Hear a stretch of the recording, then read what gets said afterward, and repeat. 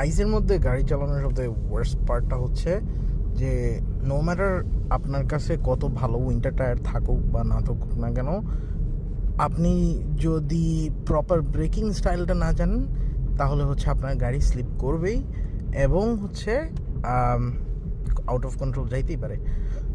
So it's important যারা নতুন আসতেছেন এদিকে অ্যান্ড আইসের মধ্যে ড্রাইভ করার প্ল্যান করতেছেন বা স্নোই টেম্পারেচারে থাকবেন,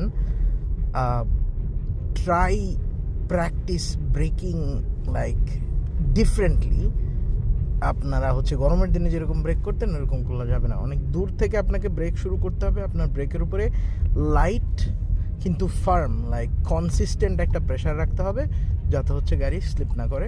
and then make a turn, and when you're getting out of a turn, do not do this, like do not speed up unnecessarily fast or else you see this. That means traction control activate হয় and গাড়ি slip করার থেকে বাঁচায়, but অনেক সময় traction control cannot really protect it and আপনার গাড়ি loses control. So যে কোনো কর্নার থেকে হচ্ছে আপনার স্পিড আপ করার সময় বা যে কোনো কর্নারে ঢোকার সময় বা যে কোনো স্টপ লাইটে ব্রেক করার সময় ট্রাই টু ব্রেক আর্লি। একটু আগে আগে ব্রেক করলে যেটা হয় যে অ্যাটলিস্ট আপনার গাড়ি যদি স্লিপও কাটে, আউট অফ কন্ট্রোল একটু সামনেও যায়, কোনো গাড়ির পিছনে এসে লাগবে না। ওকে, গুড লাক।